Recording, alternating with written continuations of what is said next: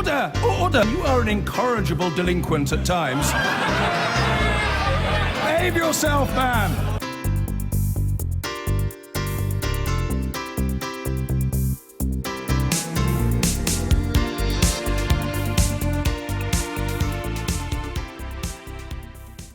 Now, let's talk about the Labour Party and Jeremy Corbyn. My guest of the day, Chris Mullin, is a former colleague of Mr Corbyn, shares a lot of his politics and is altogether something of a fan. Here he is, talking about Mr Corbyn before he was elected to BBC's Panorama. If you run into him on a train, as I have done on one occasion, he'll immediately get out his box of sandwiches, which are vegetarian, of course, and cut them in half and give half to you. He's a good man. The serious point is this. Do you think if he does become leader of the opposition, do you see him as electable as a Prime Minister? It's unlikely, frankly. Well, being frank there, do you still feel that? Well, I think we're on a learning... Well, Jeremy is certainly on a learning curve here. We're all on a learning curve here. We're in unknown territory. I certainly feel that electing Jeremy was a high-risk strategy on the part of the Labour Party, but I think he needs to be given a reasonable period to show what he can do, and I don't think the short time he's had so far and some of the misbehaviour that's occurred amounts to a reasonable period. We're 4 years away from it, more than 4 years away from a general election. In 2 years' time, perhaps that would be a time to assess. But it was only a few months ago that you didn't think he would be or electable as Prime Minister. What makes you think now he might be? I think he must be given a chance. That's all I'm saying. I'm not going to go around slagging him off as some people have done. I think he's in some respects done better than expected at Prime Minister's questions. I think he often holds his own. I think what the Labour Party as a whole has got to do, if it wants to stand a chance of winning the next election, is address the nation and not each other. And they're still at the stage of addressing each other at the moment. And they shouldn't, individual MPs have been collaborating with the Murdoch press and the Harmsworth lie machine, and they shouldn't be. Right. I mean, who is misbehaving then along those sorts of lines? Well, you can pay your money, take your choice, but I saw one today, I think, in a newspaper saying she would stab Jeremy not in the back but in the front should the need arise. Now, I think that's a very foolish thing to say. They really need to start pointing their guns outward at the enemy. That's what the public expect. The public do not vote for divided parties. But I say this again, as I said in the Panorama programme, Jeremy's a saintly, decent man who's led a life that reflects his principles. And he was and a he serial... deserves to be given a chance. But he also rebelled, didn't he, of course? He was a serial. Yeah. He was a serial rebel, yes, and that makes it difficult for him to demand loyalty from the parliamentary party now. But I think he is entitled, however, to be taken seriously for and given a chance. Right. I mean, you mentioned the Labour MP, Jess Phillips. I think we can hear what she had to say using the words that you just mentioned there. I would do anything that I felt was going to make the Labour Party win the next election, because if I don't have that attitude, all I'm doing is colluding with the Tories. If that's making Jeremy better, I'll roll my sleeves up. If that's not going to happen, and I've said that to him and to his staff to their faces, the day that it becomes that you are hurting us more than you are helping us, I won't knife you in the back, I'll knife you in the front. Now, you didn't like her words there, but actually put into context what she's saying. She's being honest about her view there. The great difficulty is our free press does not put things into context, and what will be quoted is that last couple of sentences. And you learn after a while. I mean, it took me a while to learn this, but you really have to, as I say, point your guns outwards and address the nation and not each other. Are both sides guilty of that? Because, as you know, both sides have been briefing furiously about abuse being flung at Jeremy Corbyn and abuse being flung at people that would describe themselves as moderate Labour MPs, rightly or wrongly. I'm sure there have been offenders on both sides. Not Jeremy himself, who maintains a great deal of equanimity in the face of considerable provocation, I would say. But do you think he and John McDonnell, or he actually, should have reached out more across the parliamentary party when formulating his shadow cabinet? I mean, he has to some extent, but he could have done so more. I mean, all the talk about reshuffling the shadow cabinet so that he can mould the shadow cabinet in his image more. Do you think that's going to alienate or really bring people together? Well, he can only work with those who are willing to work with him. And one of the first things that happened was a number of people who were potential shadow cabinet material took their ball away and said they weren't going to play. And then some of the same people protesting that the balance in the shadow cabinet was unfair. Now, you can't have it both ways. My advice to anybody prominent in the Labour Party is to pull together. You're all in the same team. That's what the electorate expect. Do you think it was provocative to have, I know it was internal elections, but have Ken Livingstone as the co-convener of the Defence Review when there was already a shadow Defence Secretary? Well, I'm sure that both Ken and the Shadow Defence Secretary are mature enough to work out a modus vivendi. The Trident issue is a difficult one in the world of real politics. I think only the Tory party could get rid of our nuclear missile system. Maybe they will one day. It is completely bonkers spending 30 billion on this redundant missile system. But in the world of practical politics, I don't think Labour could ever get away with it. So what he'll have to do when the vote comes is allow another free vote. Should Ken Livingstone be made a peer? Oh God, that's not in my... That's way above my pay grade. I mean, that was the talk, so that he could then be put in the shadow cabinet, and it has been dismissed. Talk. It has been dismissed. Yes, it has been exactly. dismissed.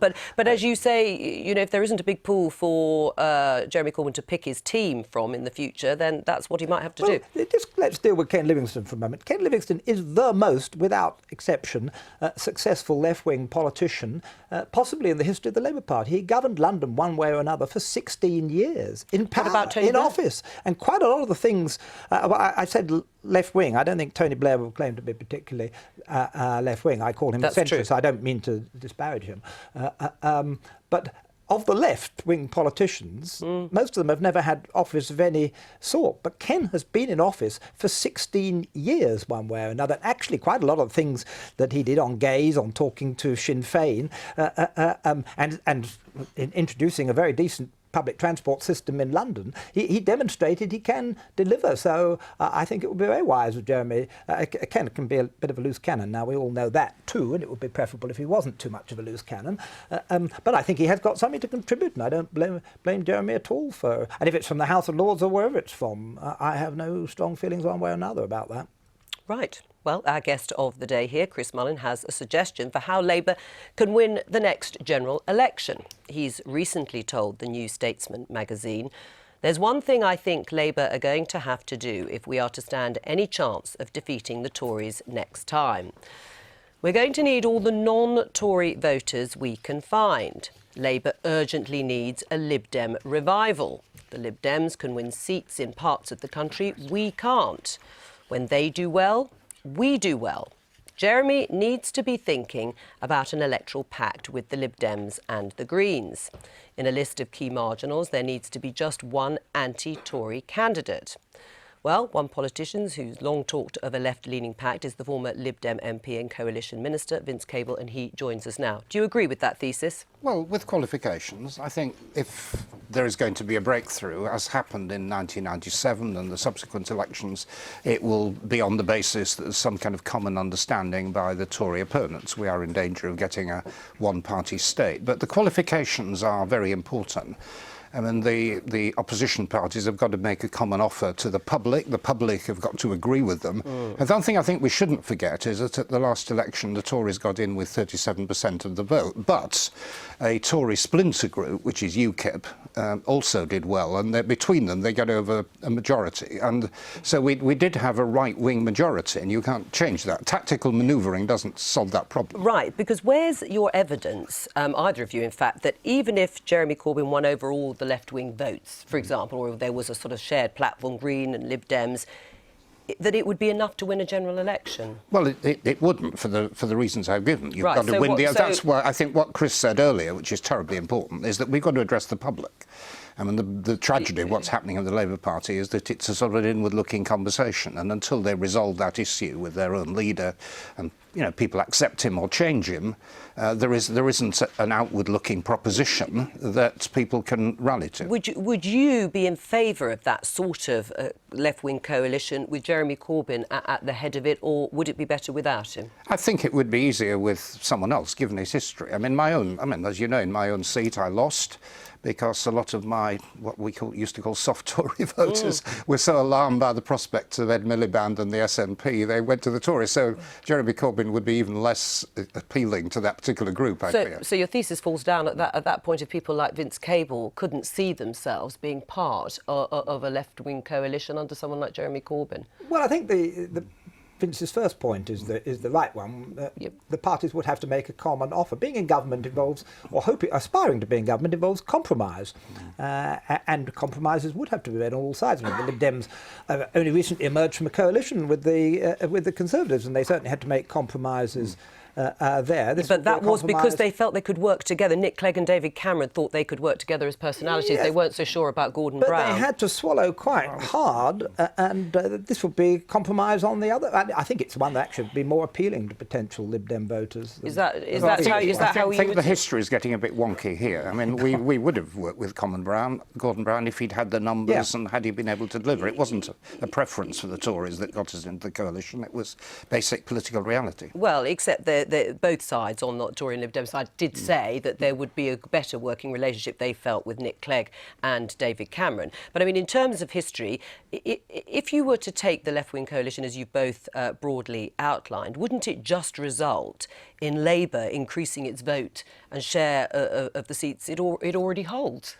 Well, I think we're getting ahead of ourselves here. I mean, arguing about the tactics of the next election and who gains at the event. But you have to build these coalitions. You have to start with a common proposition. You have to start by getting the public to accept that continued Conservative dominance is doing harm to the country. I mean, that is the first negative story, and then you've got to have something positive to offer instead, and then you start looking for common ground.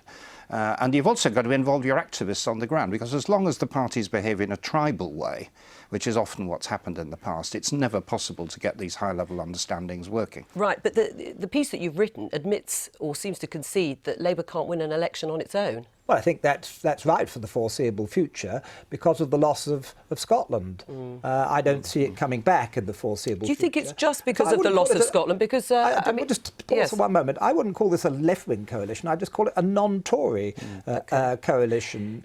Right. What about UKIP then being part of it? Because actually in some of those seats that you do need to win back, UKIP voters are the ones you'd need to win back. Well, I don't think, to use Vince's phrase, we're in a position to make a common offer with UKIP. Well, also, UKIP's a bit of a one-man band, and I think we may discover, as time passes, that it fades. But they got a lot of votes. Well, they did, but personally, they're not a force which I feel, and I think I speak for Vince here, that we could be aligned to. I know, but you talked about Scotland being the problem, the losses there in Scotland, but you still haven't addressed or given me any evidence to show that the sort of thing you're both talking about would actually win over Tory seats, which is really what you need to do if you're going to win the next general election. Well, the Liberals, for example, used to hold 3 seats in Cornwall. There's never the slightest chance, I think, with one exception, of Labour ever holding those, and so they would at a very low base at the moment, 8 seats, and I would expect them to go up. Well, but I think there's a sort of fundamental problem with that too. I mean, again, a non-Tory coalition of the one you are outlining, how are Lib Dems ever going to win back those former Lib Dem Tory marginals on that basis? That's not going to happen. Well, in 1997, which was when the big political breakthrough occurred of the last generation, it occurred because of a lot of tactical voting, essentially. There was no formal pact, but there was a common understanding that the era of Tory government had gone. We wanted something new. It was assumed that Blair would be the Prime Minister. A lot of people in seats where the conflict was between Tories and Lib Dem voted for us, reasonably comfortable with the fact that a Labour government or a Labour Lib Dem government would emerge from it. And until we can recreate that political environment, which means winning the politics, winning the political debate, then we're not going to progress. The present Tory government is busy laying waste to the public sector at the moment. I think it's reasonable to expect that eventually the public will notice, and that will pay some dividends in terms of votes. So, Is this the start of the political pact between you two? Is this where it begins? I think what needs to happen, and I think this programme is a good example, we need to start talking to each other. I mean, there's been a lot of very vicious, tribal, divisive argument on what I would call the left, from my party through Labour and other groups. And we need to talk to each other, cooperate on particular issues. I think that's the way forward. Well, you're both welcome any time to come and chat. Thank you, Vince Coburn. Thank you. I've been getting away with it all my